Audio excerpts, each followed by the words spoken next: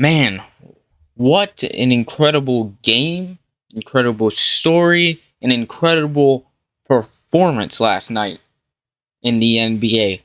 The performance by Luka Doncic sticking it to his old team in the Dallas Mavericks in his return to Dallas. That game all around not only is not a performance that you see every night, 45 points, is not a high you don't see a highly emotional regular season game in the NBA every night.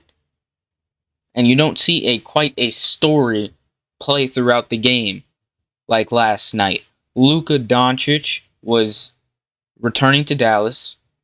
They gave him the ultimate tribute video, and it brought him to tears, which was just honestly the cherry on top for the fans to absolutely despise Mavs GM Nico Harrison for trading their beloved Luka Doncic, because all night he had the ball. You do never see this.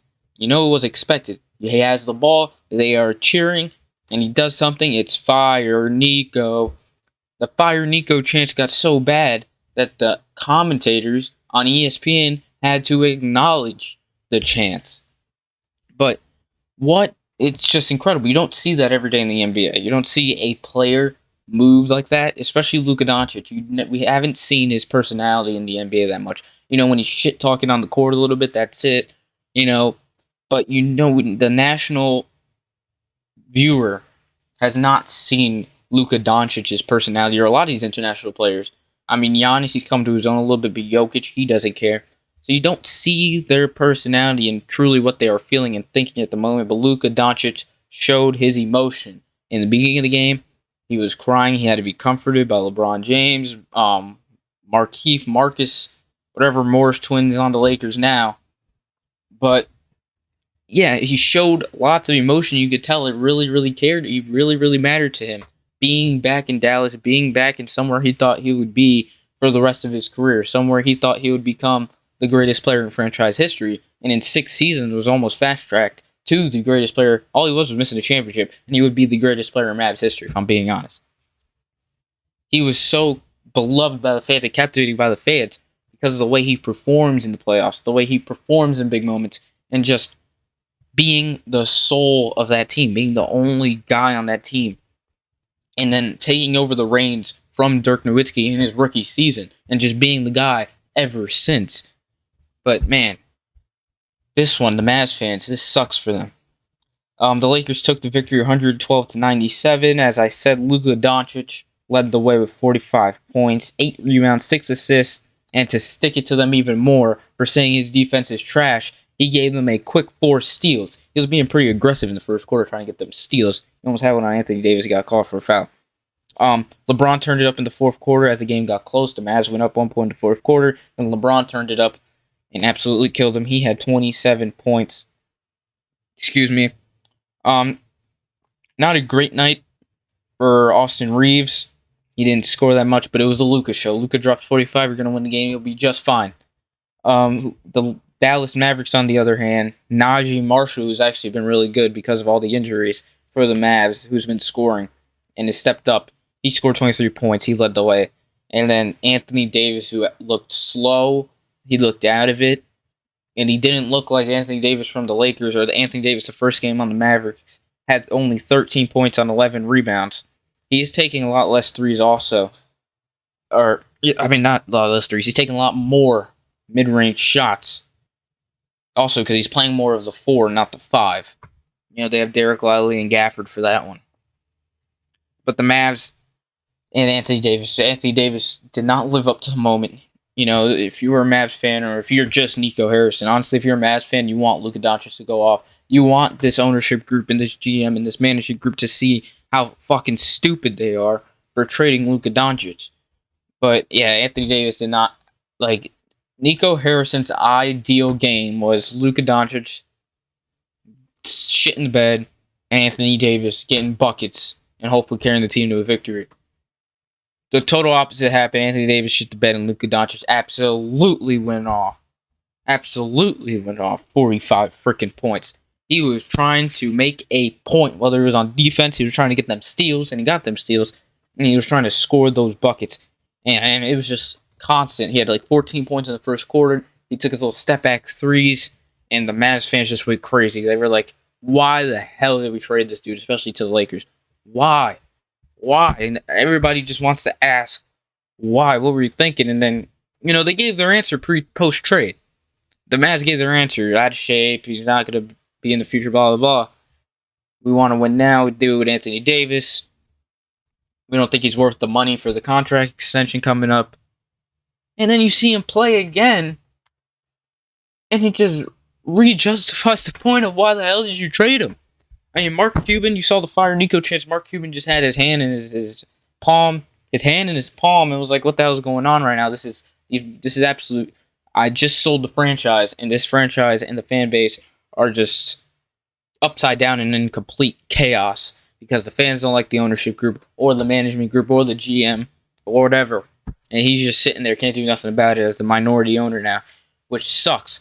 Now, is it the reaction that he doesn't want them chanting fire Nico, or is it the reaction like, damn, why did we trade Luka? I don't know. But also, you got to look into what the goals and the aspirations of the ownership group is now when you're selling a team, if you really want them to continue to be successful and you really care. So you could say Mark Cuban does have a hand in doing this as much as he's going around saying he doesn't. But that was an incredible, incredible story and performance. And it just, for Mavs fans, it's just a shot in the heart. Seeing Luka teary-eyed, seeing Luka touched and moved, showing a lot of emotion from the tribute video, and then going on the court and wanting to score, wanting to get buckets, and getting them as he could easily. 45 points. 16 from 28 from the field. 7-10 from 3. He did miss a couple free throws. He was 6-9 from the free throws. He wasn't passing. He had 6 assists. That's not as much as he usually has. But it was like Luka Doncic, a Luka magic performance, and it's a rough one. It's a absolute rough one for Mavs fans, and that absolutely sucks. The Lakers, they are now in the third spot. They're as comfortably can get in the West. The West from 3 to 8 is just close. Has been close for weeks now, but it's starting to close up a little bit.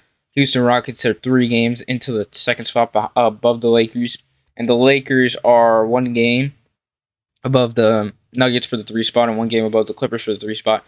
But they're comfortably out of the play-in, at least with 2 games left. I don't know if they don't necessarily have not clinched. They have clinched the playoffs.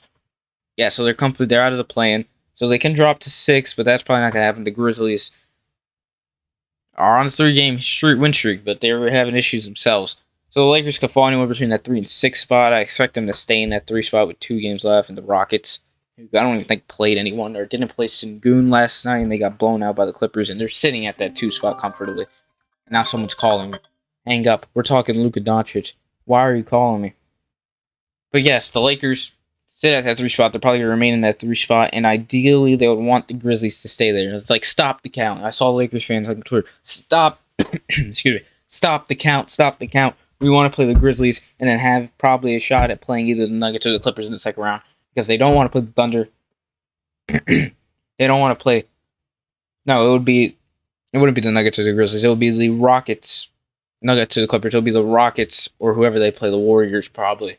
So they want to play the Rockets or the Warriors, of course, in the second round and get through. Hopefully, get by the first round playing either the Grizzlies or the Timberwolves or something like that. So they want that 3 spot. They do not want to run into OKC. And as I said in my prediction, the Lakers won't make it past the second round if they don't have this ideal seeding right here. This was a specific seeding. I said, okay, if this seeding happens, the Western Conference could be theirs. At least they will go into the Western Conference Finals. But, so if this specific seed happens, I see them going to Western Conference Finals. If this specific seeding does not remain, they are cooked in the first round or second round. So, that's it. Just wanted to quickly go over what I thought from the Luka Doncic performance. Probably, I haven't been alive or haven't been remembering that much, but best return game since LeBron to Cleveland? With all that energy? Because the fans brought it. And I would like to know, I would have liked to have been there to see the environment pregame and postgame. See if how much they were chanting Fire Nico and what the pre-game shenanigans in the arena were like with the Mavs fans. That would have been entertaining. But we'll have another video. We're actually going to have, the next video is our BS award show, where we just have some BS awards to hand out to end the NBA season. We have the Tyler Hero Award for Cracker of the Year, the Terror's Year Award. You'll have to find out what that is. So that'll probably be one of the next videos coming up in a week after the NBA regular season wraps up, and we'll cover any other stories or anything else as they happen throughout the week. Hopefully no more coaches get fired. And hopefully, the NBA stays hot.